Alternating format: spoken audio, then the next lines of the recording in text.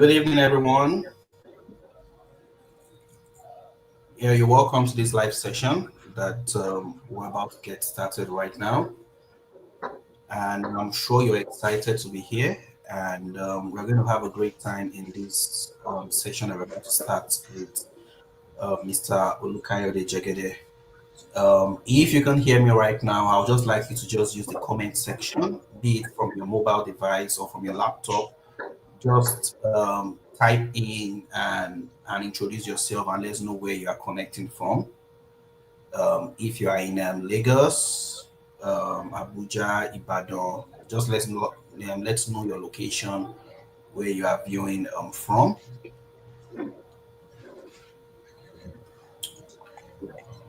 Um, okay, so we can see more people. Okay, so we have Mr. Edward from Lagos, Augustine from Borno State. You're welcome. And I'm sure more people will continue to join us. All right, so without wasting too much of our time, I would just quickly like to welcome you all to this session. I promise you we won't take a lot of your time, and everything you're going to be learning here today is tailored towards the healthcare professionals as regards how to navigate the pathway towards moving and relocating to Canada. And right here with us, we have Mr. Olukayode Jegede here, and he's a licensed immigration consultant. And he will be the one that will be sharing everything that we need to know when it comes to moving to Canada as an healthcare professional. And he's also a medical laboratory scientist, still practicing in Canada. So you will have somebody that is in both world from both world that will be sharing a lot of things with you when it comes to moving to Canada, working in Canada, and being able to live well in Canada as an healthcare professional. So without wasting too much of our time, I'd like Mr. Victor to come on. He's here right now. You can see him. He's going to be kicking off with the presentation of everything we are going to be discussing tonight. And don't worry, whatever questions you have, just type them on the comment section. I'll be here to take note of them so that when he's done with everything that he has to share with us, I will come back and take those questions to ask him where you can be able to get more clarity based on everything he's going to be talking about when it comes to healthcare professionals and the opportunities that is available for you in Canada. You're welcome on this session, Mr. Victor. Over to you. You can get started. Yeah, thank you, Mr. Boyega. I hope you guys can hear me loud and clear. If you can hear me clearly, please just indicate on the chat. I want to be so sure I'm communicating clearly to you guys. Please just signify. You can just give me a thumbs up. If I'm audible enough, if you can hear me, please let me know in the chat, please. Okay, perfect. Perfect. So once again, my name is Olukayode Jegede, and first and foremost, I'm a Nigerian, and that's important to say to you guys. I was born and raised in Nigeria before I moved to Canada close to a decade ago, and my background in Nigeria is all about what I'm going to be talking to you guys about today in terms of my career and the opportunities that career has actually given to me here in Canada. So I'm not going to be taking too much of your time. If you are here and you are not within the healthcare field, unfortunately, this may not be for you. At the same time, I will encourage you to stay to the end of the training so that maybe the information you're going to get here might be useful for somebody close to you, a family member, or a son, a daughter, or somebody close to you. A lot of things have happened in Canada in the last 1 or 2 years in terms of immigration. And this is why it is very important that this information is given to you guys so that you are well informed and equipped with the right information and knowledge that will help you to make an informed decision either now or in the future. And this is why this training is very important if you're in the healthcare space as an healthcare professional. So we'll be looking at the career opportunities in Canada for you as an healthcare professional. We're going to be talking about the licensure. What does it take to be licensed? Why is it important? And then we're going to be looking at the immigration landscape in Canada. So it's going to be a very busy, quick one. And then while this is ongoing, I will also encourage you to please note your questions so that by the time we are done, we can take all these questions together. A quick disclaimer, okay? Whatever I'm going to be telling you here is not to be taken as a legal advice. This is an information session. And if you want immigration consultation, we're going to be talking about that later. Then, but for the purpose of this training, please, everything you're going to be hearing from me here today, for the purpose of this training, will not be considered as legal advice. This is very, very important. I would also like to quickly say that this is not intended to create a kind of a situation whereby some people will think that, oh, somebody from Canada is encouraging people to leave their job in Nigeria, brain drain and whatever. That is not what it's all about. Information shared is personal. How individuals use them depends on their personal goals for their life, for their family, and that has nothing to do with me encouraging brain drain or whatever. People move from all over the world, irrespective of wherever. People move from the United States to Canada. Canadians move from here to the United States. So it is natural for human beings to move from one point to the other, depending on what they are looking for in life. So please take that for me as a disclaimer again before we proceed. Now, let's go a bit of an introduction about me and my organization. Like you have heard, I represent an organization called JEX Immigration and Consulting Services. This is a licensed and registered immigration consulting service here in Canada. You can double check everything I'm going to be talking to you about here today can be verified online. So this is my immigration practice here in Canada as a licensed immigration consultant. And I also have this organization called GICS Consulting, where we do more of training and enlightenment. We provide enlightenment for healthcare professionals. And this training right now is being conducted under the coverage of GICS Consulting. But whatever immigration information I'm going to be giving out here today is fully covered under my license and registered company called JEX Immigration and Consulting Service, registered here in Canada. Okay, so this is very, very important for you guys to know, so that if you want to do any double checking of anything, please, it is always very, very important to double check whatever anybody's going to be telling you. It's not only me. There are people out there who defraud people, who give information that are not legitimate. You cannot trace them. You cannot attach them to any organization or any authority. Please, if anybody is telling you something, double check, verify, and make sure what they are telling you is true, and who they said they represent is actually who they are. So this is who I am, and this is what I represent for my organization. So a little bit about myself. I've told you some things about myself. I was born and raised Nigerian.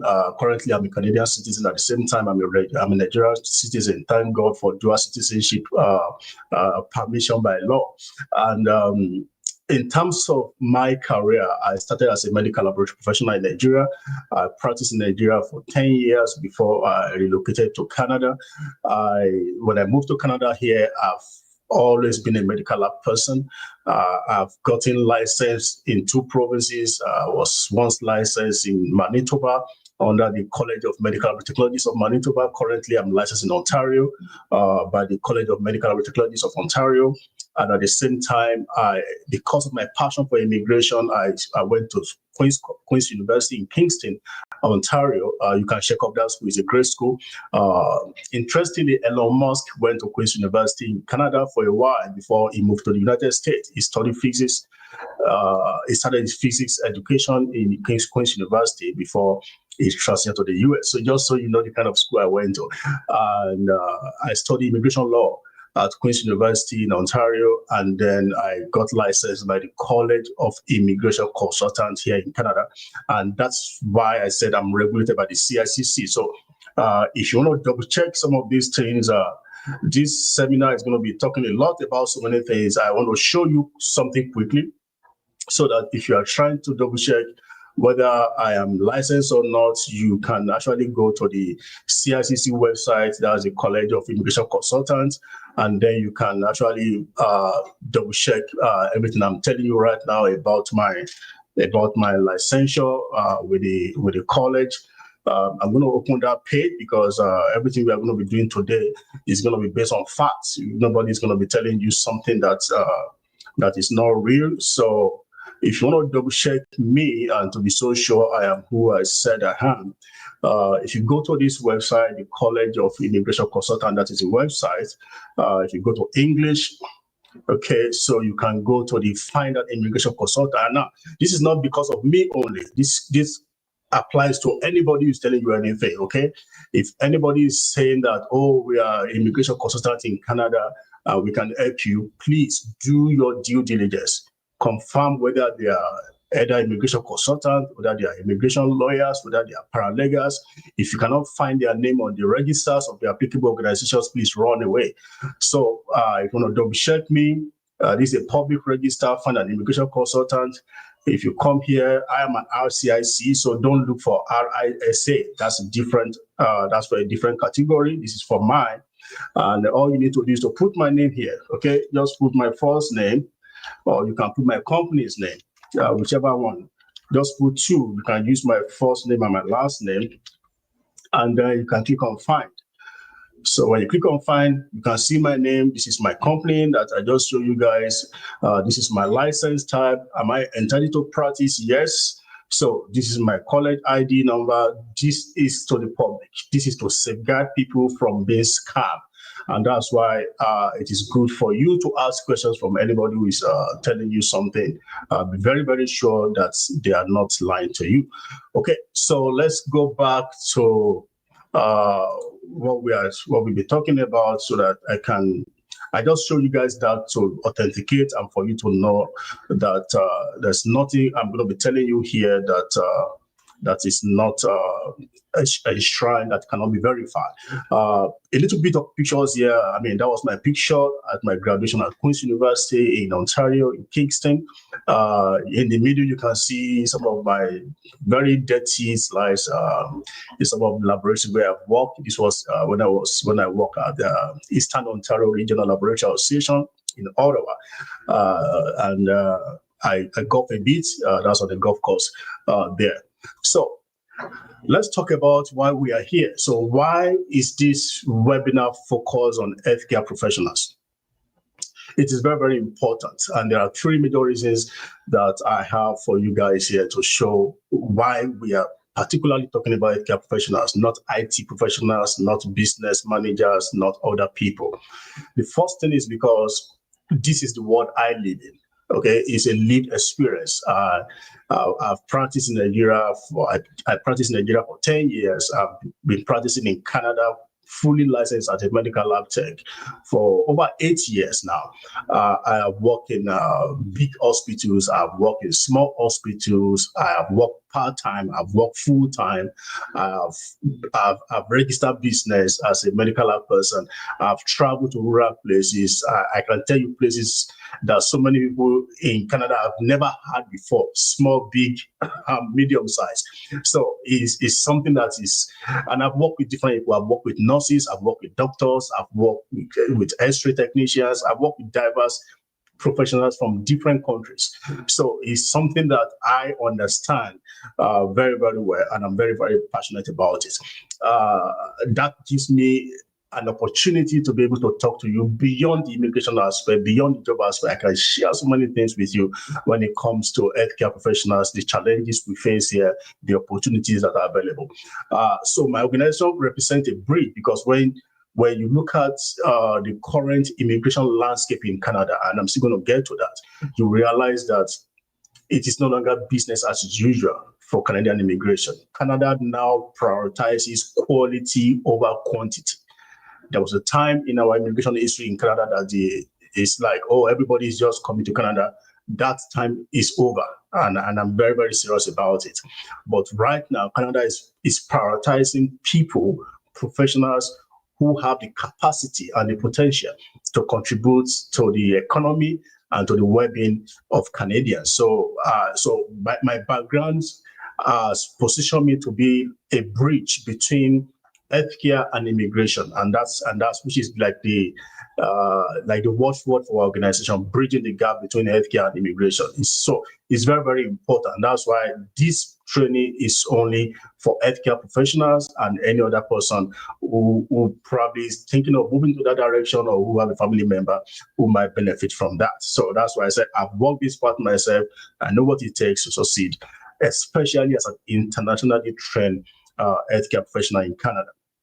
Now, before we talk about the other details, you see, there's no reason traveling to a country when there's no guarantee of a job to do. This is very, very important. I have seen people here in Canada, as wonderful as this country is, I have seen people struggling here. I have met Nigerians who are frustrated here. The problem is not Canada. A lot of time, the problem is people not planning well before they make the move. Please let that sink. This is very, very important. It is proper to identify what you will do before you move to a country. And this is not about Canada. It applies to anywhere you go to. So we need to talk about the job opportunities for healthcare professionals in Canada. I'm so sure you must have had different things. Oh, there are jobs in Canada. It's not always like that. You need to understand where to look for those jobs and what type of jobs you are looking for. So let me take you through. I'm going to share my screen again because today is going to be more of practical things, not just talk.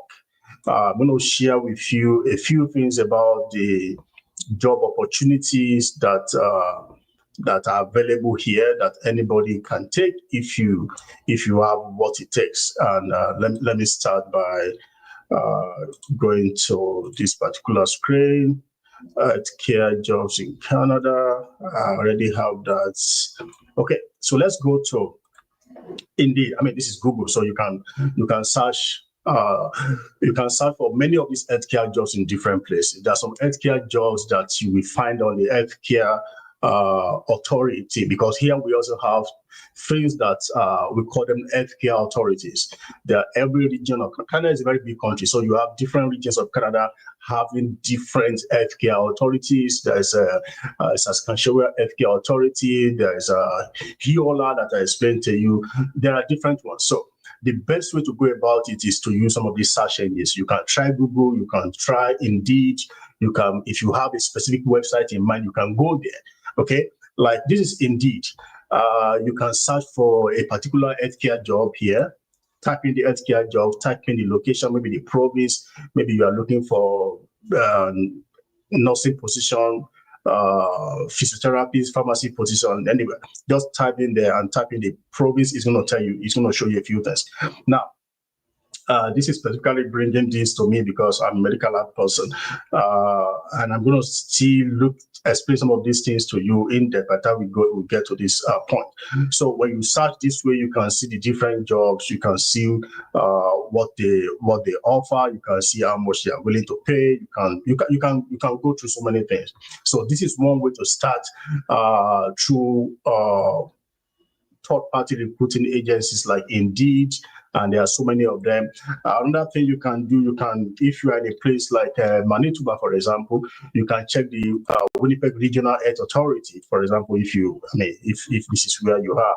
And these are like health authority websites where you can check their career website, and then you can narrow down and search for different kind of jobs. Let's say you are looking for clinical jobs. In this kind of situation, you are a nurse, you are a doctor, you are whatever, or you can go to clinical jobs in the categories, and then you can search for whatever you are looking for. I mean, nursing positions are very popular in different parts of the world. So if you are looking for nursing positions, then you can scroll down, there you can see different positions posted up to today. I mean, this is today's date, so this is not something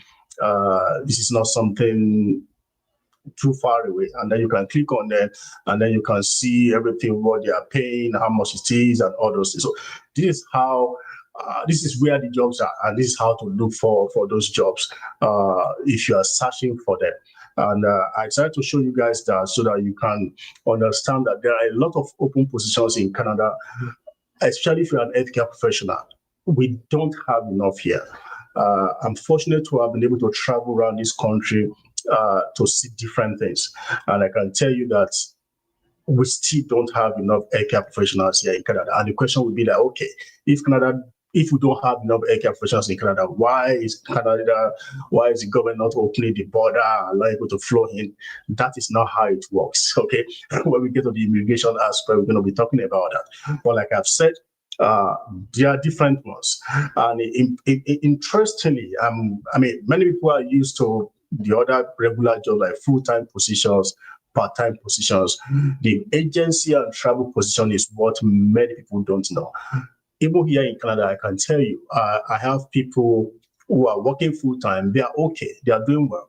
But they don't really know that there's a way they can also work in a more flexible environment, more flexible pattern, and make a lot of more money.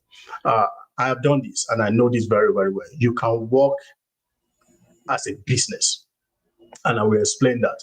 You can register a business as an healthcare professional. I'm so sure you have heard about travel nurses, travel doctors, travel MLTs. I've done that, and I can tell you it pays way, way, way more than the regular jobs.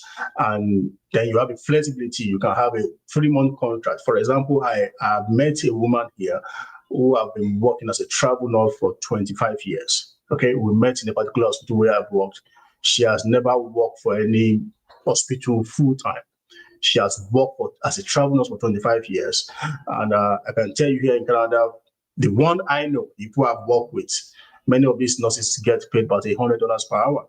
So she works 3 months, she goes to Nigeria, spend 1 month. She works 3 months, she goes to Nigeria, spend 1 month, and that's what she does.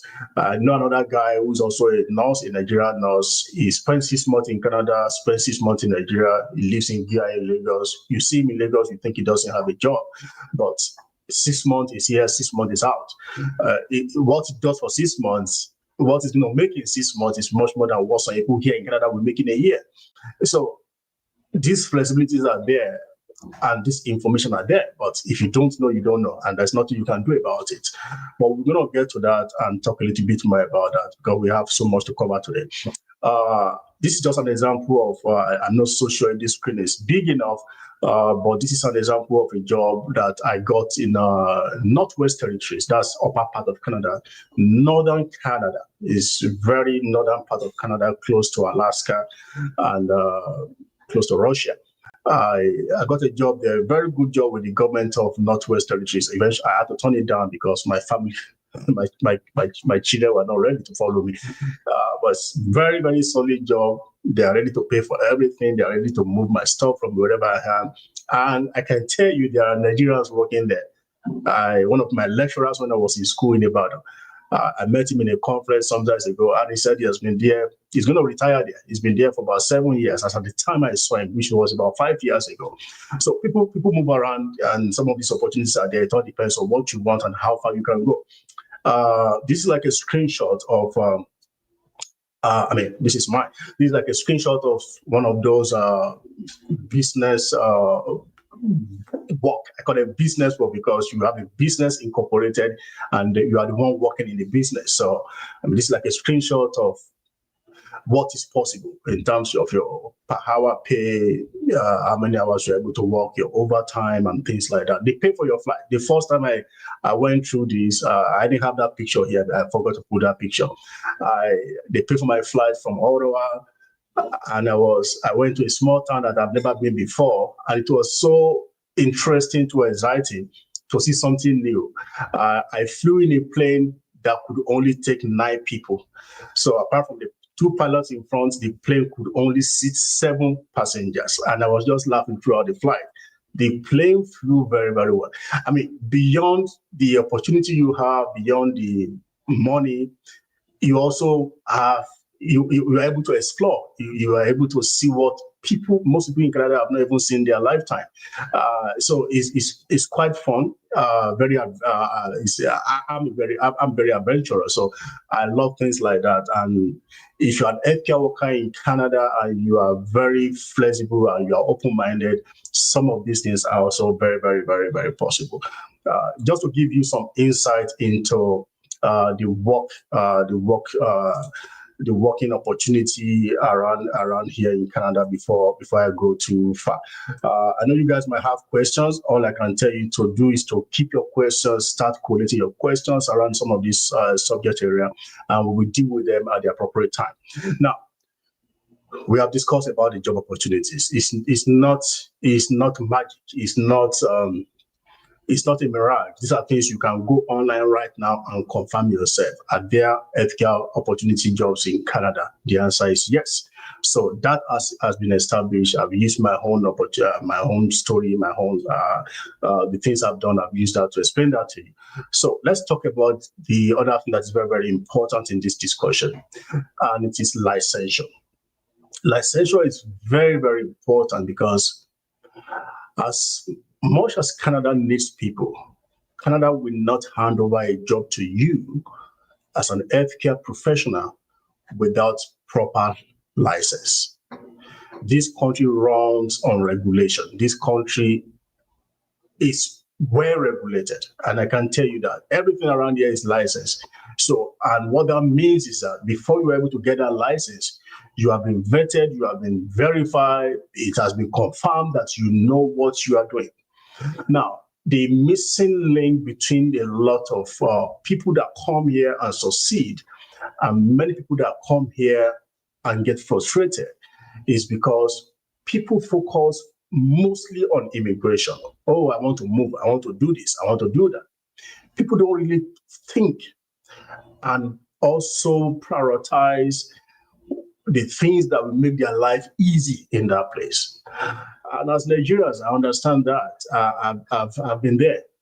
But I can tell you, and I'm telling you this so that you don't join that category of people that comes here and then go to YouTube and start doing videos. Oh, it's a lie. They said this. It's not like that. It's this. When you talk to many of these people, you realize that something was missed. They missed something during their planning process. Okay, majority of them focus on let's just get there. We will figure it out. You see, that statement of we will figure it out can cost you 5 years. So it is better you start figuring it out now, the same way you are trying to figure out the immigration. Licensure is one of those things that you need to start thinking about. Same way you are trying to prioritize your settlement fund, your IELTS, you must also start thinking about licensure. It is very important. This is the missing link. This is why you see medical doctors coming to Canada becoming Uber drivers. Now, it's not only their fault. There might be something they didn't do, they didn't prioritize when they were planning. There's also a fault of the government here, and I'm going to talk about that. I'm a strong advocate on that. If you have been following me on LinkedIn, I'm going to share an interview I had with the Institute of Canadian Citizenship, where I was interviewed on this matter. The government can also do more to ensure that people don't waste too much time on licensing and getting everything done. But what we are talking about today is about you. We cannot control government decisions. We can make advocacy, but we cannot really control what they do. But what we can control is what is within our power. And that's what I'm talking about, is so that you focus on what you can control and then allow us to continue to advocate with the government so that they can also give enough support. So what you can control is about getting your license. You need to identify what license do you need to practice in Canada. As a nurse, as a pharmacist, as a physiotherapist, as a medical lab person, whoever you are. If your profession is regulated in Canada, then for sure you will need a license. And that is what it's all about. The process sometimes requires you to get a lot of documents from Nigeria, from your educational institution in Nigeria, from your professional body in Nigeria. I mean, in my own case, when I got my license, I knew exactly everything before I left Nigeria, even though I cannot start the process until I get to Canada, which is fine. but I knew what I would be needing. So all I did was to start talking to people before I even left Nigeria. Please, I might need this document from your office. I might need this document from somewhere. Please, I might be calling you guys. So you are setting things in motion before you even leave. So by the time I got to that point where those documents are needed, it wasn't difficult to call people, to motivate people, to send transport fare, to sell the chat card, as you guys understand. That did not cost me too much time because I knew that time is going to come. And that's what I'm talking about here. So please, the essence of this particular part of this training is to emphasize the importance of your licensure. It is as important as the immigration process itself, especially if you are in a regulated profession. So what I just wrote here are some of the different bodies that you may have to deal with. If you're a medical lab person, if you're a nurse, it's not exhaustive. This is just a few of many different regulatory bodies in Canada. You may need to discover. I mean, I cannot start talking about each profession and their regulatory bodies. These are information you can search for on Google, and you can be so sure you will get the answers that you need for your own particular organization. Like I said, the aspect of government is what I was dealing. I dealt with here. If you follow me on LinkedIn, and I will encourage you guys to follow me on LinkedIn, read some of my posts. You understand my position on why internationally trained healthcare professionals should be prioritized in Canada. One of my posts got the attention of the Institute of Canadian Citizenship, and they interviewed me. They got my story because my story was also out there. Fortunately, my wife is also a nurse, so I can tell you all what my wife went through to get a nursing license in Canada. And even when we had to move from one province to the other, the challenge we face. Now, those challenges are not necessarily our own fault, but because of some of the institutional barriers that may be in place and how those barriers should be challenged. So when you know what is ahead of you and you are prepared to take them headlong, then it will not be frustrating because you know these things are there.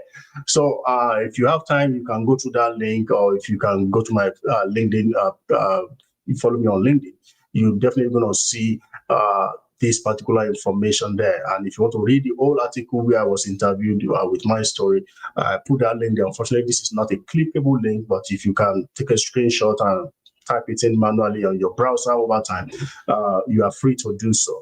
Just to give you an idea of how important licensing is, your own role. I mean, that is what is very, very important. Play your role and let the government do whatever they have to do with time. So that talks about immigration. So we've handled two things today. We've talked about the career opportunities in Canada. We've talked about the licensure in Canada. Now, the next thing we want to go into is the immigration aspect. But before we proceed, I want to be so sure you are still following me. So please, if you can still hear me loud and clear, if you think I'm audible enough, if you're not having any issue with what I'm saying, please just give me a thumbs up. Let me be so sure you are following me. Then we can move to the immigration part of this whole discussion, please. Are you guys still there? Are you guys following me? Can you hear me loud and clear?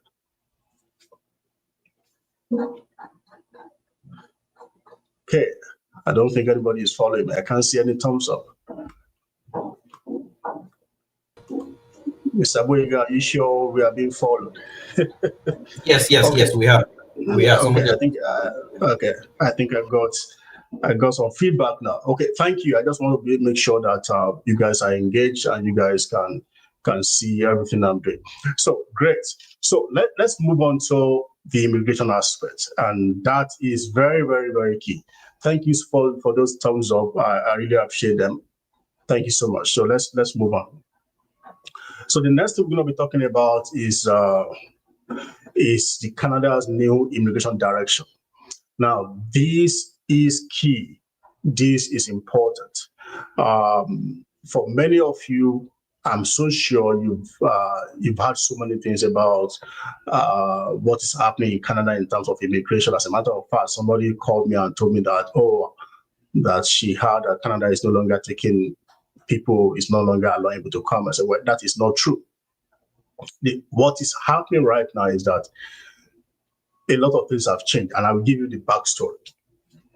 Between 2000 and let me say post-COVID, after COVID, between 2021 and last year, or between 2021 and 2023, there was a massive influx of temporary residents into Canada.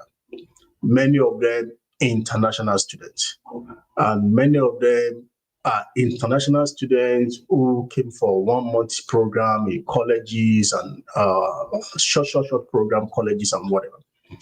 And that became a very big issue. And politically, I mean, because there's also a part of politics in all these things, the opposition party felt that is too much because it's a conservative party, and they are not really pro-immigration like that.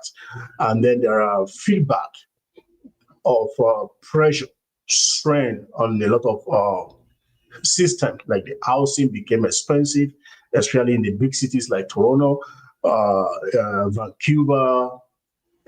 The cost of housing went up because of the huge demand for housing, especially by international students, temporary foreign workers. And this became a very big issue. Hospital waiting time increased because if you have 1 million new people in a particular country, then that means that the propensity for demand for healthcare service is also going to increase. So this became a very turbulent issue that the government have to look inward, and if you have been following the direction for some time, you realize that a lot of policies have been coming out, or spouses can no longer come with their husbands, children can no longer get these. All those policies came, and because the government was trying to cut down on many of these inflows of international students, especially for those who came for the diploma program, 1-year program, and things like that. So that continued until after the election we had this year, and now the government is the new government, which is still a liberal government, which is also still a government that is still immigration friendly. Let me use that word in quote. They came out with this new direction, and this new direction is what I'm showing you right now. This is like a summary of what's is going to be happening between 2026 and 2028, which, in my opinion, I might be wrong, and this is just my opinion, is still better than what we were even expecting, because the noise was so much that it became very political. But the only thing in this new direction that we have is that there has been a huge reduction in the number of international students allowed to come to Canada. And please let that sink. Don't let any agent tell you anything. I am not saying that Canada is no longer welcome international students. As you will soon see my next, in fact, for some category of international students, this is now the best time to come to Canada. I'm going to come to that. But overall, in terms of the number, it has really come down. So for the next 3 years, Canada is only going to be welcoming an average of about 155,000 international students per year. For temporary foreign workers, as you can see, that has also come down from what it used to be. But for permanent residents, the change was not that much. And this is the category I believe you guys belong to if you have what it takes to go into it. Permanent resident number has not really, it has changed, but the effect is not that much, okay? And I think it's a good time to also be an healthcare worker, because a lot of healthcare professionals are going to be favored in the new direction that Canada is going. And that's just like a summary of what we are going into. So this new direction is prioritizing the following. People who are already in Canada, there are about 3 million temporary residents right now who are not yet permanent residents, about 3 million right now who are in Canada, and everybody also wants to become a permanent resident. And many of them have, so the new direction is prioritizing those who are in Canada, who have what it takes, The new direction is also going to prioritize in-demand skills like healthcare professionals and other skilled workers.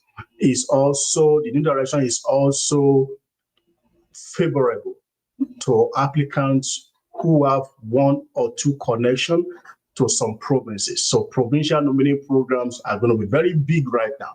So if you have a family member in some provinces, this might be the time to start being nice to them. Maybe they can pay you back in terms of giving you some help in that direction. I don't know if some of you speak French. The French speaking thing is also very political because Canada is a bilingual country. And Quebec on its own, which is like the home of French in Canada, Quebec has its own immigration program, okay, which is totally different and separated from the Canadian immigration program. Despite being a province under Canada, Quebec enjoys certain level of greater independence from Canada. And there's a big story behind that. That's not for today. But the Canadian government is trying to also increase the diversity and the population of French-speaking Canadians outside Quebec, meaning that apart from those who live in Quebec, who mostly, not all of them, but who mostly are predominantly French speakers, Canada is trying to increase the population of French speakers in other parts of Canada outside Quebec. So they are really doing very well in terms of their immigration. Their CRS score is way more lower than most people. So if you think you can speak French or you have some level of literacy in French and you can confirm that with a French exam like TEF, this may be your opportunity as well. That is on the permanent residence side. On the temporary residence side, and like I told you earlier, some international students, this may be the best time for some people to come to Canada as international student, because if you are coming for a graduate study right now, some masters and most PhDs, this is the best time to come to Canada, because Canada right now is prioritizing people who are coming for graduate studies. So those days of 1 year college program is over. Most of the colleges are shutting down right now. But right now, Canada is prioritizing quality research students who are coming for masters and PhD. So even if you're in the healthcare profession and you already look, I know many of my colleagues in Nigeria right now are PhD holders. Many of them have done their PhD, many of them have done their masters. So maybe you already have your masters and you are thinking of coming to Canada for PhD. This is the best time, as you can see here. As a matter of fact, let me reduce this so that you can see clearly. Okay, I don't know why this slide is a bit wiggly here, but what they are saying here now is that there's a faster processing for doctoral students. Okay, so if you are coming for PhD in Canada and you have gotten your admission and you want to get your visa, for PhD applicants who want study permit in Canada, the processing time is just 2 weeks. Now, starting from January 2026, processing time for PhD is just 2 weeks. You can come with your family, you can come with your wife, you can come with your children. So then last year, when this whole problem started, there was a cap. If you are coming to Canada, you have to get a provincial attestation letter. It's like getting an approval from the province where your school is located before you can come. But if you are coming for master's, PhD, you don't need that anymore. You don't need a provincial or territorial attestation letter. So Canada right now is technically signaling to the world that we need people who want to come here for research-based program for masters. Not all masters in this case, but I know masters that are majorly around the STEM, the science, technology, engineering, mathematics category. Those are prioritized.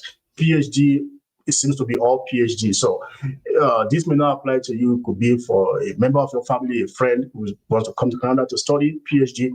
This is the best time to do that. I may probably want to share my screen again in this direction to show you one or two things around these.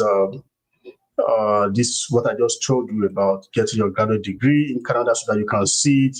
So as you can see, I'm so sure some of you can see my screen because I just shared my screen now. this is a screenshot. This is where I got my screenshot from, and you can come if you want to study. You want to study your master's or PhD in Canada. This is the best time to do it. As a matter of fact, on this IRCC website, there is this video of a Nigerian lady, Priye, from Nigeria. I mean, she was talking about why she chose Canada for her PhD research, the University of British Columbia. So, I mean, IRCC is putting Nigeria on this website because a Nigerian person is being showcased here. So, just to give you guys an idea of what is possible. So, this may be your option. Permanent resident may not work for you. Maybe for you, it could be coming for your graduate study. I can tell you this is the best time to do that now. I'm going to stop sharing that so that we can proceed. So that being said, we also need to now look at, apart from the TR option, which is basically what I've shown you, that the temporary resident number has been reduced, but graduate students are favored. PR, permanent residence, is where I believe many of you guys probably be pushing for when you think your time is ripe, when you think you want to do it. I always encourage people to come as permanent resident. And the reason is very simple. It's easier for you to start. There are a lot of support from the government, for your family, for your children, for everything, if you're a permanent resident. So I want you to prioritize that if you can. If you have the resources, if you are not in a hurry. And I tell you, immigration is not a sprint. Don't say, oh, can I come to Canada in the next 6 months as a PR? I cannot guarantee that, because it's more than just saying I want to come in 6 months. So if you want to plan very well to make sure that things become a little bit more easier, I mean, there will still be challenges, but it's more easier than there are certain assets you have that a temporary resident do not have. So that's why I'm an advocate of permanent residency, especially if you're an healthcare professional that you have work experience. This may be a good option for you. I mean, I took this from the Canadian website, and you can see the Canadian government itself use an healthcare worker in this image. Okay, I'm not the one that put this person there. So it's obvious from the lab codes or from the work codes, from the stethoscope, that this person is an healthcare professional. So, and you can see restoring balance and control to our immigration system, like I said. So looking at last year, I mean this year right now, because this year is almost gone, what we have seen this year is an indication of what we are going to be looking at next year. This year alone, and I'm not going to be going into some details here. For many of you who are new to Canadian immigration, you may not know what these terms mean. ITAs, French speaking, PMP. There's something called express entry in Canada. It's a system that allows applicants to submit their profile, and then based on what the government used in assessing that profile, invitations to apply are issued to applicants who meet that threshold. So that could mean different things. And like I always say again, let me share my screen so that you can see what I'm talking about. This is for the benefit of those who are new to the immigration landscape in Canada, and what some of these things really, really means. So when you look at this is the RCC website again.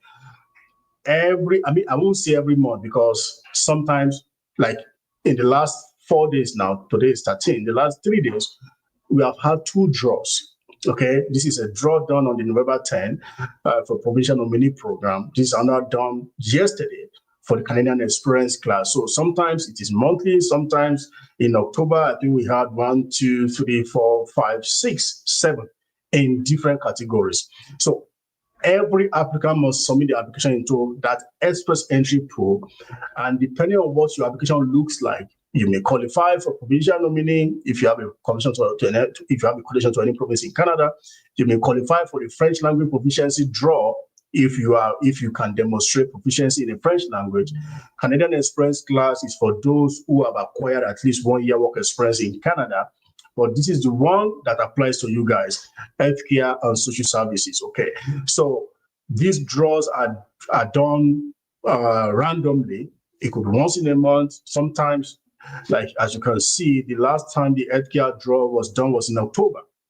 And prior to that time, it was done in August.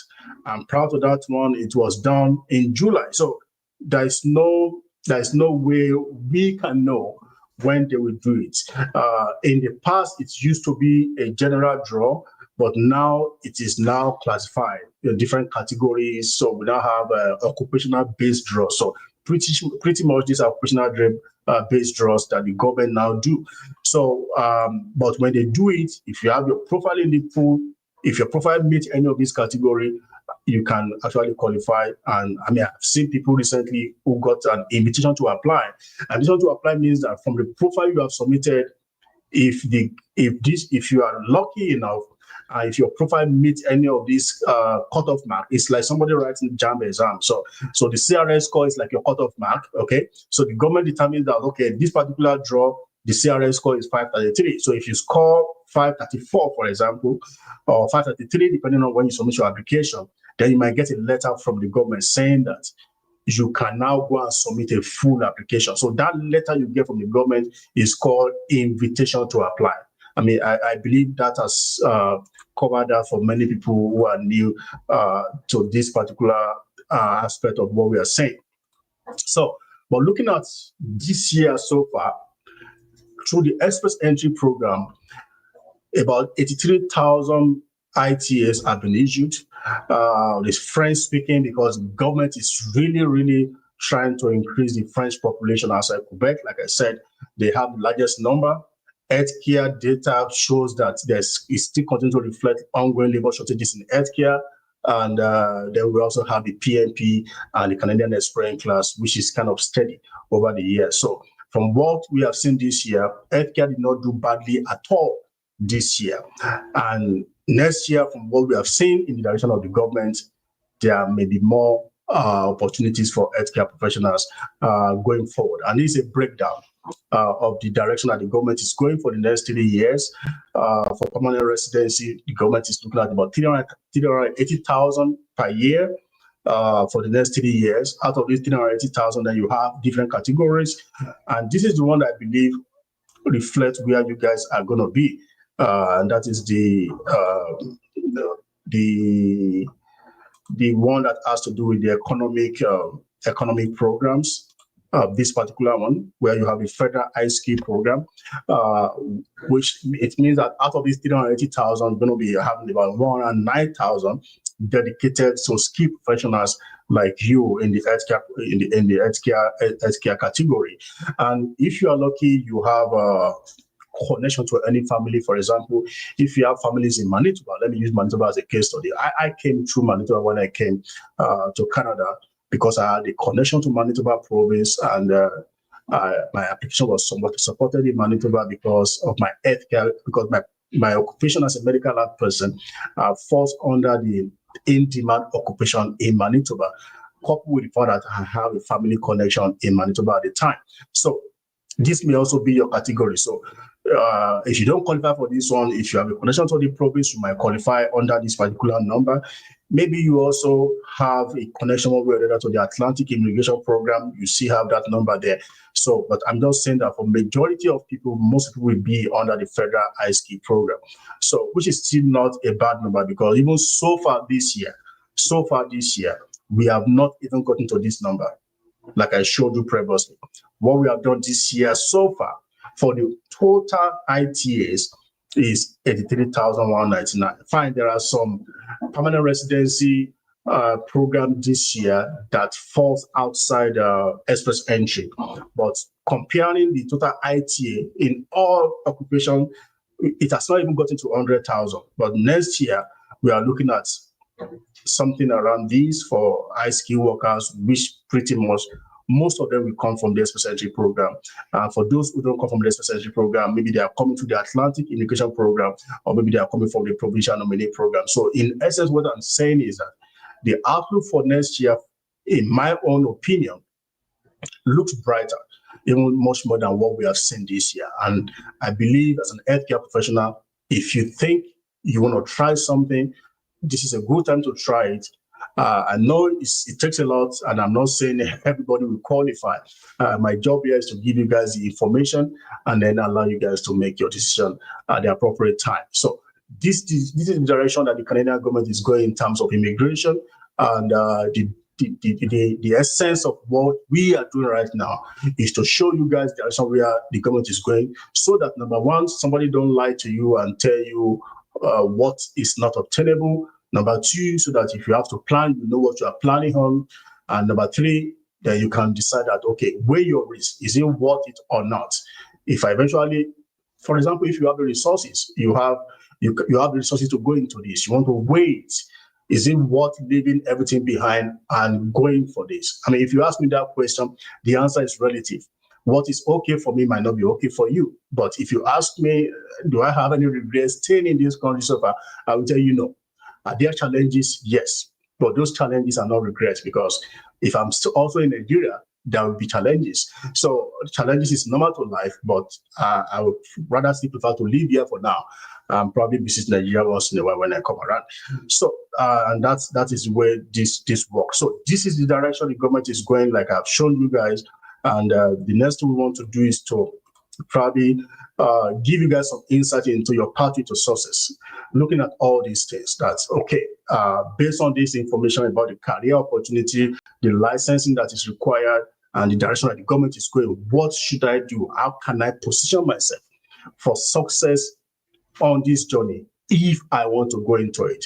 Number one, you have to assess your eligibility. This is so easy to do, okay? All you guys need to do, and I'm trying to empower you guys here so that you can learn to do certain things by yourself first. Look into some of these things by yourself and find out how you can do it. All you need to do, go online, okay? Try and go online and research some of these things. Maybe you are wondering, you don't even know if your occupation is considered as an healthcare profession. There's a way you can know. Okay, these are the different categories. All you need to do is to click on healthcare, and then all the occupations that are considered healthcare will show up here. And you can see that even animal health technology is considered as healthcare. Audiologists, there are so many courses that people do in Nigeria that many people don't even consider them to be healthcare because they don't know. Dental hygienists, dental therapists, dentists, dietitian, different things, even massage therapists. It will surprise you that they are also considered as healthcare. If you go to, let's move on, you can see medical laboratory assistant and related technical occupation. It means that even if you work in a laboratory, maybe you are not a medical laboratory, but you are in a technical occupation where you still do some technical work related to laboratory and hospital services, you must still be considered. Most people don't know this. Radiation technologists, sonographers, nurse aid, orderlies, patient service associates. It's not only about nurses, it's not only about pharmacists, it's not only about physiotherapists. And most people qualify and they don't know because they believe I'm not a nurse. Paramedical, pharmacist, pharmacy technician, pharmacy assistant, and you see all these things. Even the psychologist is still considered as healthcare under this classification. Social worker, community service worker, specialists in surgery, therapists, in counseling, even vets, they are still considered healthcare professionals. So these are the things you need to look out for. Ensure, try and check your eligibility. If you think there's a direction that you qualify for, then the best thing I can then tell you after that is to consult a professional. You see, that time is gone when you gamble your immigration in Canada. Okay, but assess your eligibility first, evaluate what you qualify for, then build a strategic profile. Okay, when you are submitting an application, if you need guidance, if you have questions, then please work with somebody who can help you understand some of these things. Plan for licensure early, as you can see. Is very, very key. As you are planning for the immigration, start researching about your licensing agency in Canada. What would they require? Now, let me give you a particular case study. Your immigration to Canada, if you are writing your language exam, whether you are doing CEPIP, and let me quickly put this out there. If you are writing language proficiency exam these days, from feedback that we have gotten, many Nigerians are doing well with CEPIP than IELTS. So if you want to do this and you are considering the right language exam to write, because I know many of you guys are scared of IELTS. So I probably will advise you to consider CEPIP. The feedback we have gotten is so wonderful with a lot of our clients and Nigerians who have done very well with CEPIP, and I'm not trying to condemn IELTS here. That's a disclaimer, but I'm just telling you based on the feedback we have gotten. CEPIP General, people are doing much more better with CEPIP General than IELTS General. So that's just something for you to hold on to. So, so while you are doing that, sometimes your licensure requirement for language proficiency might be different from your immigration language proficiency. For Canadian immigration, most time the language proficiency required is either IELTS General or CEPIP General. But for most licensing organizations in Canada, they want the academic version. So many of them will have for IELTS academic. If they accept CEPIP, they will have for CEPIP academic. So please verify that, so that when you are writing one, just know, have it at the back of your mind that either immediately or in the future, you may still need to write another one for your licensure. Just very, very important. And then, so plan for your licensure, early settlement and integration support. I've also worked in a settlement organization, and I didn't write that in my profile. I've worked in a settlement organization in Canada. I've actually been a board member of a settlement organization in Canada. And what we do is to assist newcomers to settle down quickly into Canada, give them access to information, give them access to different things that will make their life easier. So I understand this as well. This is another thing that you guys, if you choose to use us for your service, then this is another thing that you guys can benefit in terms of some of the experiences that we have. Connect with professionals. This is key. That period is gone when people believe that, I can. I'm not saying you cannot do it yourself, but please, it's safer to play safe. Let me put it that way, because the immigration thing now is very, very, very. You need to be very, very careful. RRCC is becoming much more intolerant in a way. Things that they overlook in the past, they do not overlook them again. So it's always very important to make sure that everything lines up from the beginning. For example, if you do your application yourself and your application is denied and then you now come to me, I will look at it, but you already have a history with them. So sometimes correcting that history is difficult. It takes more time and it takes more money than to sort it out from the beginning and make sure everything lines up. So please, it's always very, very important. And I want to beg you again, don't patronize Quack. I've seen a lot of families here in Canada. Many of them have left now. Some of them are still here, but they don't know what the future holds for them.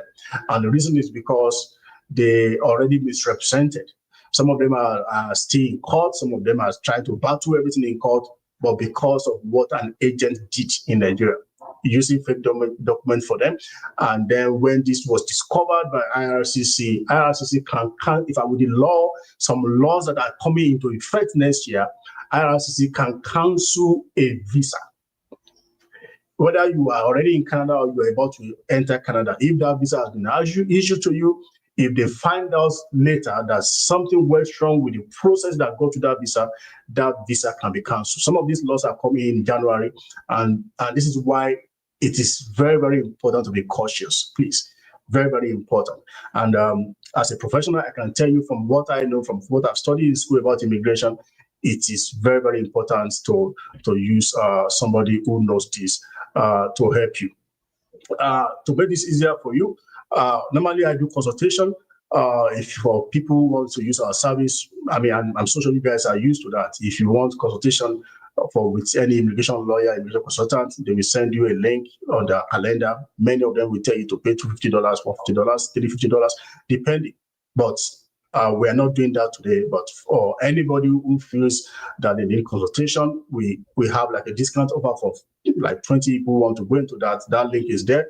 If you think you get to that point in your immigration journey that you need to speak to a professional, please leverage on this opportunity. The link is there. You can visit that link at your own spare time if you think it's worth it for you.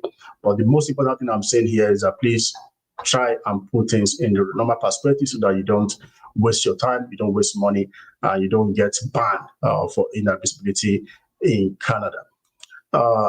So because I know you guys have questions, I don't want to be the only one who's talking. I want you guys to ask your questions this time so that we can probably move on from your questions. We can deal with a lot of other issues that we don't have time to deal with right now. So, Mr. Guega, I want you to take it off from there so that we can deal with the questions that many of our attendees have today. All right. Thank you very much for that presentation, Mr. Victor. I'm sure a lot of you learned a lot as healthcare professionals. And if you have any questions, you can start asking them right now in the comment section. Now you've heard so many things. He has talked about his own story, his own background, and he has also explained everything that has to do with healthcare professionals and the pathway towards which you should be looking at. And I'm sure you also saw what's it called, the screenshot of the different immigration, what's it called, the posting of the, what's it called, the express entry draws, the CEC draws, and you also saw the healthcare section, particularly that has been dropping for some months right now. One was dropped last month, one was dropped about the previous month. So I think since August, I based on what you shared, they've posted like 4 times specifically on healthcare. So it means that the sooner you're able to get everything together and be in the pool under the category of that healthcare, the higher the likelihood of you being selected if you do all the things that you need to do to be in the pool to get selected. So those things are very, very important. And just like he shared with you, if you want to have a personal consultation with him, you can simply go over to the link that he shared. We'll still share it again so that for those of you that need to get that link, you can be able to do that. Now, for the question and answer now, I'll start taking some questions right in here. So we have one from Oluwakemi, who says, as a medical laboratory scientist from Nigeria without CSMLS licensure, can I apply for permanent resident, or what is the best pathway? Now, I believe he has already talked briefly about the licensure, which is like one of the key things that we need. And there are several healthcare categories, and depending on the one you fit in, will determine the type of licensures that you would have to do. So, Mr. Victor, so quickly, briefly, this person is saying without CS MLS licensure, how can he apply for permanent residence? Yeah, thanks to Lua Kenny Akin with that. Yes, I'm a medical lab person. I went to, can you hear me? I'm sure she can hear you. Okay, so I went to CSMLS myself. So you don't need CSMLS licensure before you get to Canada.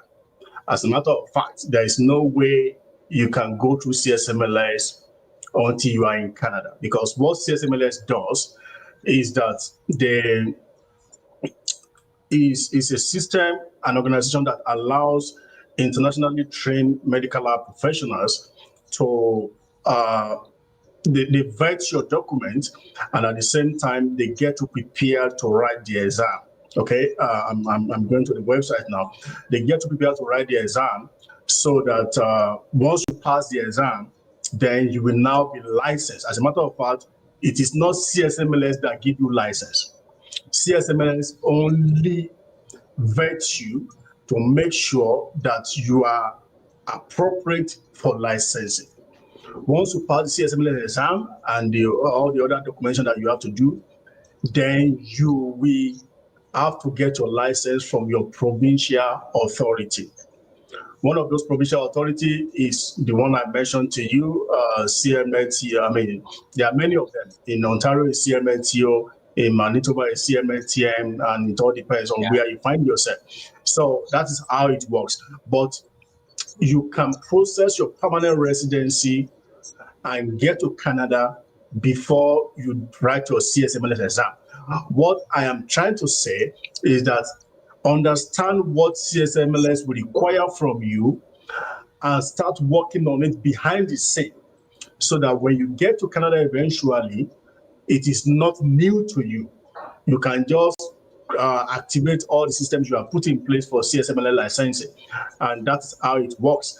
Another thing I need to quickly say about CSMLS is that now, I don't know if you guys can, now there's a new tab I just shared. There's a new organization right now in Canada for medical laboratory professional that you can also use. So it is no longer CSMLS only. There's now what we call CAMPRA. So what they do is that you can also use them if you don't want to use CSMLS. There are some provinces that don't accept them, but most provinces do.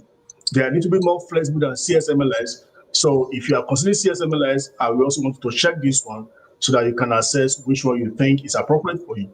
But to answer that question again, you don't need to finish this process before you apply for your permanent residency in Canada. All right. Thank you very much for that. So I think that's a very important information that a lot of you need to know. And it's also one of the reasons why you need to have your own like personalized session with Mr. Victor, where you can be able to get like the direct information based on your profession when it comes to licensure and when it comes to pathways for what you should be looking at and what you have to do. So I believe some other people would have thought that they need to complete that licensure prior before they move to Canada. Now the information now is that you don't have to do all of that. You just have to put it at the back of your mind in making sure that when it comes to that stage, you have all the things that is needed to complete that process when you now get to Canada. So it means that there is nothing stopping you from going through this the process if you are thinking that you need to complete the licensure prior before leaving, and that is not so. So I hope you got that cleared, Oluwakemi. So let's go to the next question. So somebody asks that as a registered nurse in Nigeria who already passed the NCLEX RN exam for US but wish to obtain licensure in Canada, what should I do? Very good question, because my wife is a nurse, so I can tell you a lot about that. So there's a difference between practicing in the US and practicing in Canada. I'm aware, because I also have a lot of friends in the US who have NCLEX, that with your NCLEX in Nigeria, you can go directly to the state boards in the US, and then you can start applying for registration. That is not the way it works in Canada. In Canada, as a matter of fact, you are not supposed to write NCLEX without going through the provincial authority. I'm going to share one of my screen again to take you to some of these websites so that you guys can also see what I'm talking about. So this is the College of Registrars of Manitoba, for example. And if you have to do anything in Manitoba, for example, you will have to create an account with them, and then based on the information you give them, they will be the one to tell you at which state to go and write NCLEX. Fine. If you have written the NCLEX and it has not expired, when you get to that stage, then that might be enough. But for these bodies, they need more than NCLEX. They want to see proof that your credentials have been assessed to be equivalent to the Canadian standard. And they use a body for that called NAS. I'm so sure the person who is asking this question knows about NAS. And what NAS does is that they assess your work experience in Nigeria, they assess your education in Nigeria, and they make sure that it's compatible with the Canadian system. When you go through that, the regulatory authority in Canada, in the province where you are going to, will now also do a few vetting before they give you the go-ahead to go and write NCLEX. So having NCLEX already does not automatically give you a chance to go and register with the provincial authority, either in Ontario or in Manitoba. No. All I can explain to this person is that, number one, you can contact CNO in Ontario if you are going to Ontario, or you can contact whichever provincial authority in the province where you are going to for what exactly they will want you to do. But from what I have seen, from what I've heard from so many people, having NCLEX alone is not equivalent to being able to be registered and be licensed by these bodies in Canada. Let me use an example to explain this. And I believe this person is listening to me. My wife was first registered in Ontario by the CNO. As a matter of fact, she has both. She was both a registered nurse and a registered practical nurse in Ontario. But when we moved to Manitoba, it will surprise you. The Manitoba still wanted her, but not that they wanted her. They still requested that she still get some document from Nigeria, from the Nursing and Midwifery Council of Nigeria. That took about a month. I was pissed. I was very mad, but it's beyond me. Okay, so and their argument is that anywhere she has been licensed in the last 7 years, they want to be so sure she practiced properly and there is nothing wrong with her licensing. And because when she was doing her whole nursing education here, we still had to get some documents in Nigeria. So she was still actively registered in Nigeria even when we were here. So active registration in Nigeria fell within that 7-year mandate. And because of that, they still ask her to go to Nigeria and get some documents. Fortunately, we didn't have to go physically, but we still had to go to Nigeria virtually to get those documents. And that took about a month. So the way it works here is totally different from the way it works in the US. And that is why having this information and a customized session with me might be a very good idea. Yeah, so I think it's better for this person to also see how to reach out to you by taking the consultation to have a personalized session so that they can be able to get more clarity and direction on the exact step to take. All right, so for the next question I'm going to be taking, you can keep on sending your questions as you have it. So I just really wanted to talk about this question from Mr. Osaru Inyogbe. He says, how can I go about licensing as a physiotherapist and how long can the process take? So before you answer that, I just really want you to just talk about that licensing because though I know that you already talked about it when you answered the first question for the medical lab, where you're saying that it's you are not doing any licensing before moving to Canada. It's when you get to Canada you can start doing all of this process, but you need to create a backup in terms of understanding the exact process of this licensing and putting things in place to make sure that it's very, very easy for you to get them done when you get to Canada. So while that was applicable to medical lab, I also want you to talk about it in the general like healthcare space, because I'm sure that the other questions that we're going to be seeing, a lot of people will be asking for licensing for another healthcare category, thinking that probably maybe it is different, right? So I would just want to just use this question to just cover all of that aspect when it comes to licensing. Okay, so all I can tell you is that every information about licensing in any category of healthcare profession you may belong to can be accessed online. Okay, I use medical laboratory for you as a case study because that is who I am. I use nursing as a case study because I have somebody who is a nurse in my house. I have friends who are doctors, but that does not mean I know their licensing process from head to toe. So I cannot tell you what the licensing process for physiotherapists looks like. All I can tell you is to go online the way I've gone online right now, and I know you can see my screen. Okay, yes, all you need to do is just to go online and type in licensing in Canada as a physiotherapist, okay, as a physiotherapist, and then it will give you all these prompts, okay, and when you go to any of these body, okay, just click on any of these links, it will walk you through. Are you a physiotherapist outside Canada and now looking to practice here? This information will help you to get started, and then you can go through, you can go through. So what our organization do is not to help people with licensing, but what we do is to tell you how important licensing is. You understand what I'm talking about? So if you go through this process, whether you are a nurse, whether you are a medical lab tech, whether you are whatever, I will encourage you, go through, do your own due diligence, search online, If Google is not giving you the right information, try ChatGPT. There's so many of them out there. They will tell you from one point to the other. Okay, and all you then need to do is to follow this whatever information is provided. Whatever that website tells you to do is legit. Okay, so that's what I can say about physiotherapists. That's what I can say about pharmacists. That's what I can say about physicians.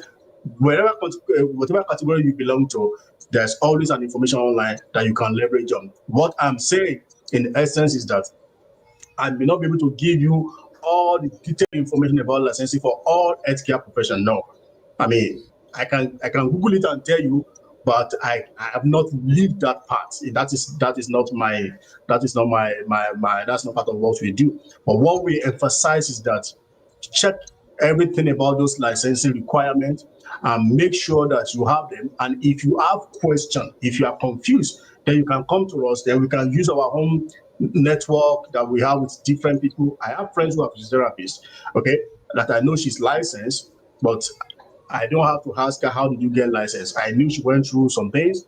But if I now have a client, for example, who wants to be licensed as a physiotherapist, and that client is having a problem, then I know who to turn to and say, hey, I think I have a client who wants to get some information about licensing as a physiotherapist. He or she is having this particular problem. How did you solve your own problem when you had it? Then you can leverage on our network to do that. But all I can tell you is that the best way to get this information, go online and you can see everything you need about licensing for any healthcare profession. All right, and I think that's also one of the reasons why being able to have that personal consultation with you will help you to also get a more direct clarity on what you need to know and what you need to do. And based on what you've already shared, as far as licensing is concerned, um, the most important thing for you is just for you to understand everything you need to know. So, based on everything that you've said so far, I think what you all need to understand is that, in as much as there's a lot of processes involved in licensing that you all want to know, the major thing that Mr. Victor is trying to emphasize is the need of you to get all of these things started prior before moving to Canada, because a lot of people are healthcare professionals.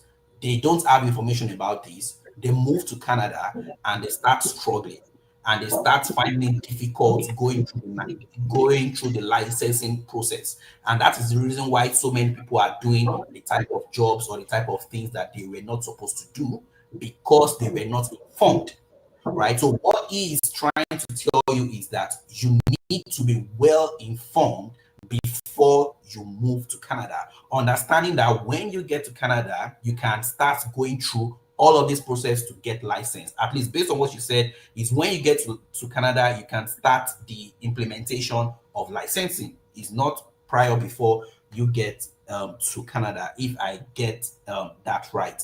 And that's also the reason why you need to have that one-on-one session with him. So for those of you that would like to have that one-on-one session with him, what you just have to do is go over to this link here that you see on the screen. That is live.jicsconsulting.ca/offer, and you will be able to see his calendar after you've been able to take pay for the consultation fee, which is already discounted, and you can be a part of that. So the next question that I have here is let's look at other questions that is here. So I have this person here that says, with my MSc in counseling and psychology, a minor in clinical mental health counseling, and a member of Canadian Counseling and Psychotherapy Association, can I go for the permanent residency in Canada?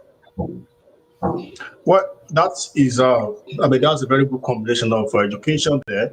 But I will not tell you yes or no, because I've only gotten one side of the whole requirement for permanent residency, which is your education. Yeah. Permanent residency involves a lot of things outside education alone. Your work experience is required. Your education is very important. Your language proficiency is very important. Your age is very important. Your connection to Canada is very important. You don't need to have all, but these are the things that all come together inside your profile to determine whether you qualify, whether you are eligible or not. So your occupation is not the only thing. Your education is not the only thing. These other factors have to come in, and that's why we have what's called an assessment.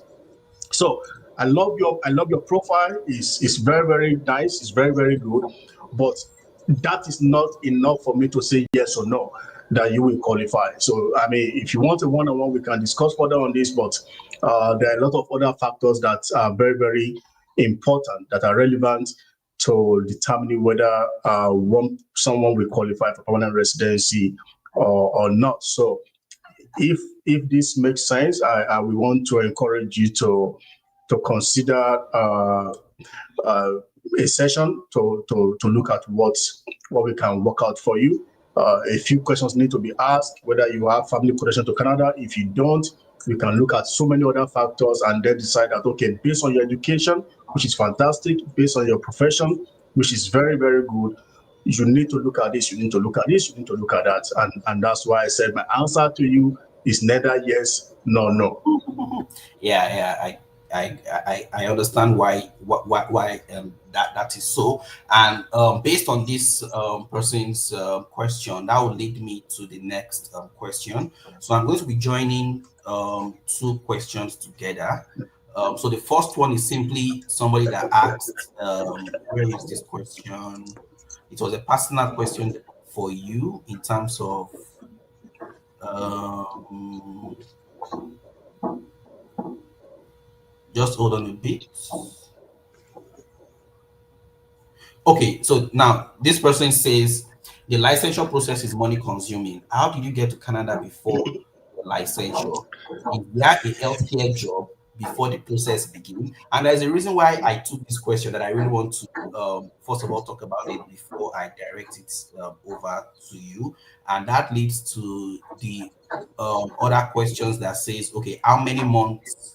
What's it called? How many months does it take to get a PR please? Now, one of the things that you need to understand is that I think a lot of people are misinformed when it comes Yeah, to moving to Canada, most especially when we are talking about healthcare professionals. A lot of people feel that they need to have like their licensure completed before they move. A lot of people feel that they need to get a job in Canada before they can move to Canada in that field. And based on your own story and based on what I know, I've been able to realize that most of what you just need is just your work experience in Nigeria, your education, your work experience, and a few other things. And if you saw during the presentation, it talked about the CRS score, like where you are able to do an evaluation of yourself to see if you can get into the express entry pool. And the express entry pool has the various pathways that you can be able to use to move to Canada. So you don't need to get a job before moving to Canada.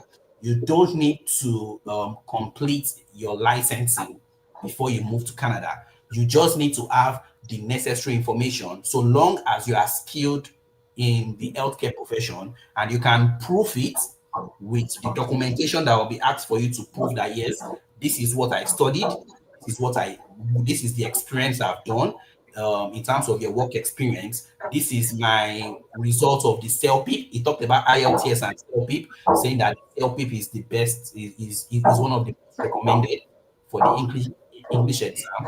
So long as you can do all of these things, you will be able to move to Canada prior even before getting a job. I believe that when you move to Canada, you didn't get a job before you got to Canada, right? It wasn't like there was a job waiting for you.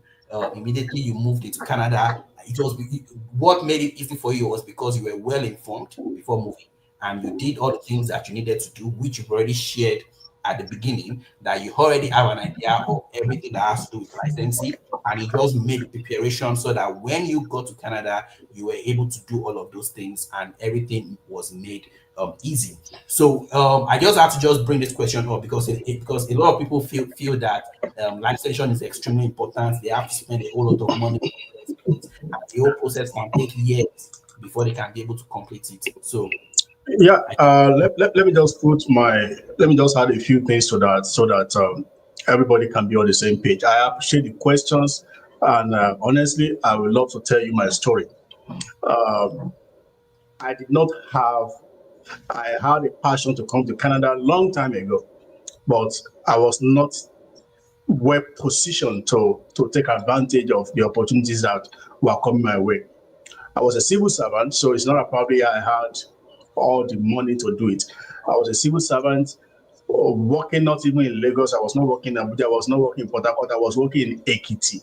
Okay, so I worked there, and I was working as a medical lab tech. But there's a big gap between my dream and where I found myself. So all I did was to keep my dream right in front of me every time. I knew it would happen, but I didn't know how it would happen. But I started doing certain things in preparation for the future. Number one, people talk to me about coming to Canada, and you ask them, do you have a passport? They don't have. They don't have an international passport. So I had one, okay? Even though I didn't know what to use it for. I mean, that is me. I wrote IELTS before I even know what to use my IELTS for. So it expired, I wrote again. That is me. I did my credential evaluation before knowing what to use it for.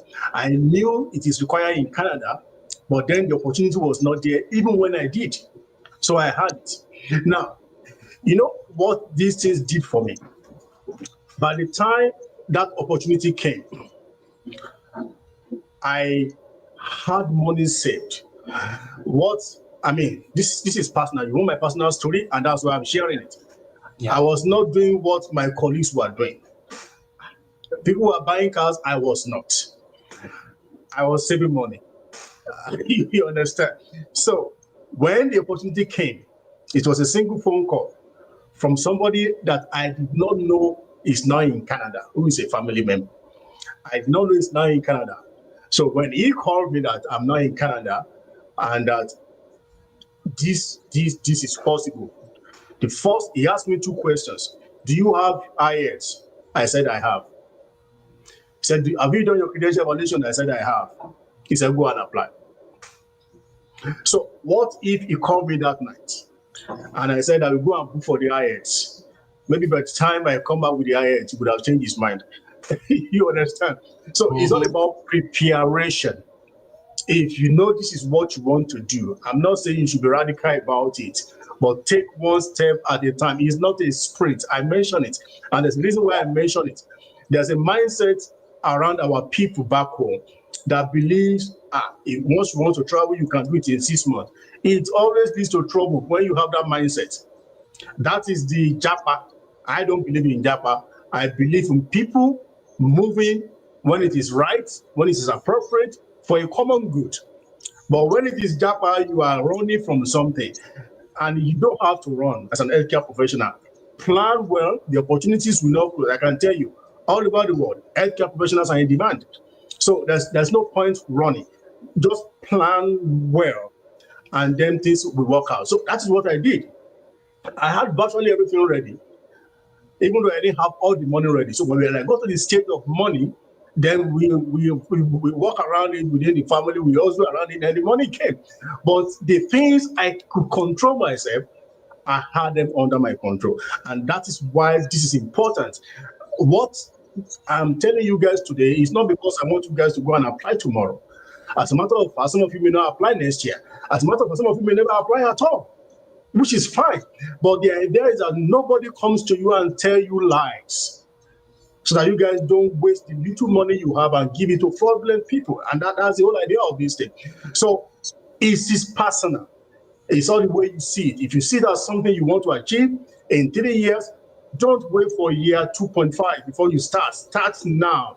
Every little single step makes a difference. And that's all I can say about my story. All right, sir.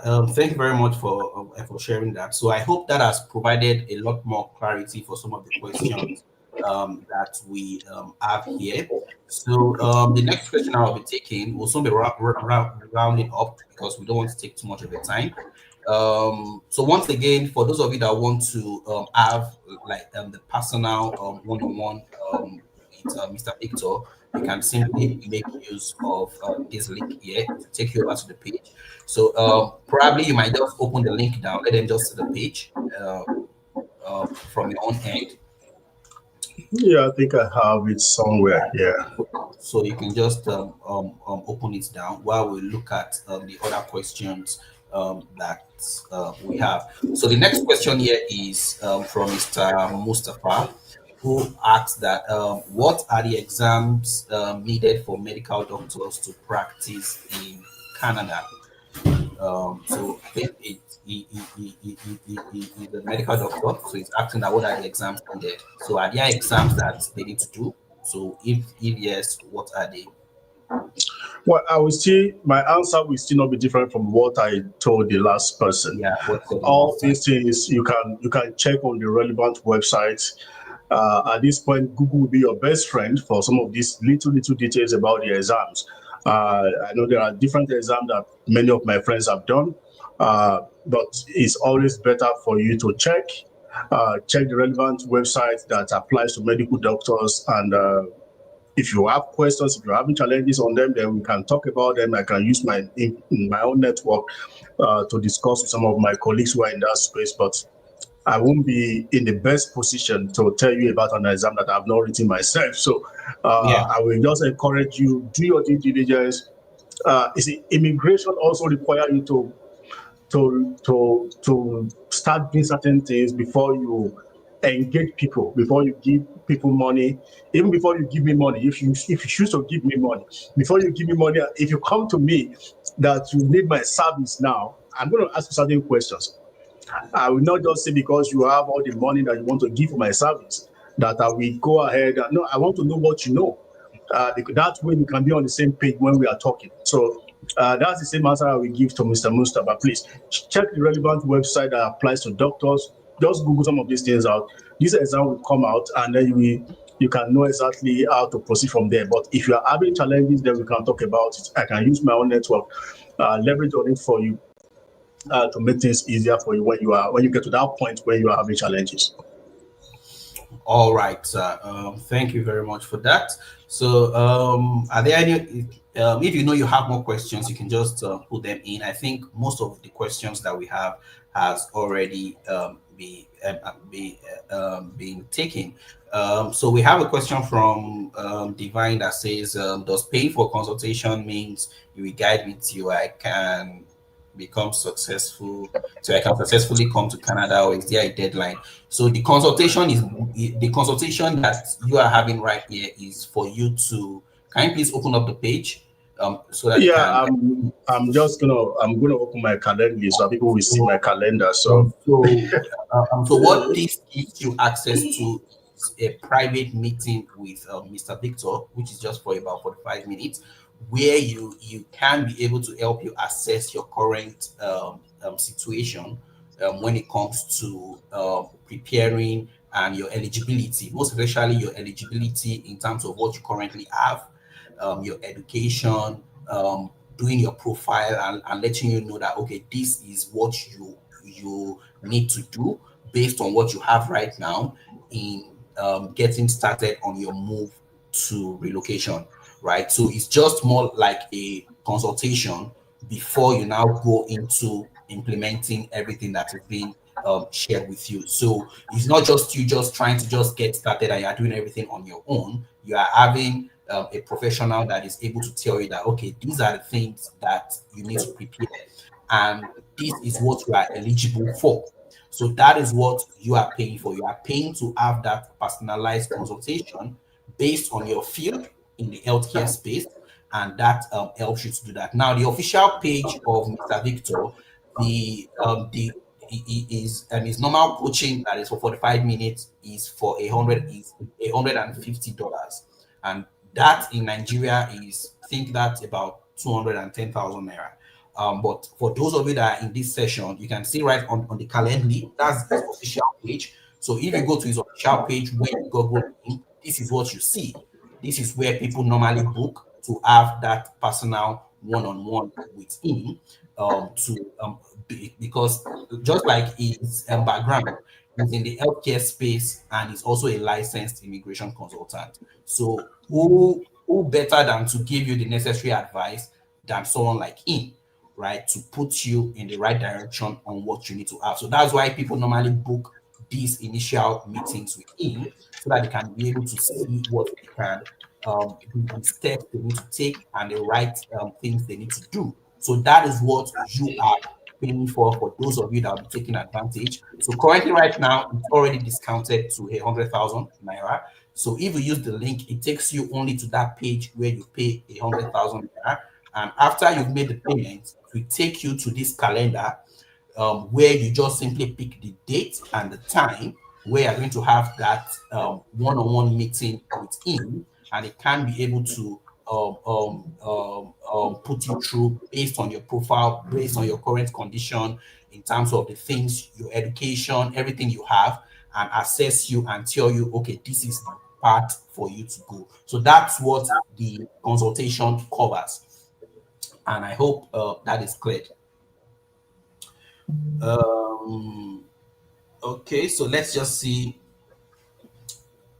Yeah, so Mr. Rocco is asking that I don't know if you talked about MLS. Yeah, so he has already talked about medical lab scientists. That's his background. That was what he started with, and he has already explained everything. So if you are just coming in right now, you would want to watch the replay of this entire session. So I don't think we need to go back to talking about medical lab science all again. So I'm still trying to check if there's any question that um, I've not taken. Yeah. So what we can do to save everybody time so that I understand questions will still be coming. Some people are new to the immigration space in Canada, but they are trying to give it a thought. That is totally Yeah. understandable. Uh, all I can say is that as an attendee of this webinar, you also have access to my. Let me share my email address. I think you guys can. Okay. If you can contact us, you can send us. The only thing I can tell you, or I don't know why that is off there, but the email address is admin. Some of you have gotten my email. Some of you have gotten the link, the same email that you guys got. That gave you the link to this webinar. You can reply to that email as well. And if you have questions, I will answer some of your questions. And if my answer requires you to see me one-on-one, there are certain questions that I cannot fully answer without interfacing with you. So that's why it's just the exchange rate. The exchange rate makes everything big. So 100,000 naira is less than $80 per hour in Canada. So it's unfortunate that that's where we find ourselves, but it's just reality that we have to face. So if you have questions, a few questions, you can send them by email. I will still attend to them. If I need to refer you to a one-on-one consultation, I will do so. And another thing I want you guys to also know, which maybe I've not emphasized enough, was the fact that I'm hosting a one-on-one meeting in Lagos in December, meaning that I'm going to be there live. It's a mini executive meeting for some of our clients, and which I think if you guys want to leverage on that, you can also be part of it. For those of you who are not in Lagos, unfortunately, it's going to be in Lagos. So, but it's for many people, and I can only have 20 people to it. So, for those who probably want this offer and buy into it, that also secure you a seat when we meet in Lagos, so that you can. I know it's Nigeria. People want to see you live. People want to touch you. People want to be social. You are not a robot, so that's okay. So if you are looking at that, okay, whatever you you pay for consultation, also buy you a seat in that meeting where we're going to be talking about a few other things. At that point, maybe you'll be able to hold me and ask me so many questions that you're not able to ask today. So that's just one of the opportunities that this also gives you if you think you want to sign up for that. Yeah. So the live event that event will be holding in December. So for those of you that are in Lagos, or you'll be in Lagos by that time, an email will be sent to taking the what's it called, the consultation. You can also be a part of that meeting where you get to meet with Mr. Victor when he comes in, and you can be able to just take advantage of that, just to have like extra information and also have a personal meeting with him physically here in Lagos, because he will be in Nigeria next month. So you can have that opportunity to do that too, if you are able to get the one-on-one meeting with, which is the offer right now. So I think we're done with most of the Yeah. questions that we have today. So I don't Yeah. think there are any more questions. So if you have any questions, you can send an email. For those of you that would like to watch the recording, probably you're just joining in right now and you didn't have the opportunity to join early.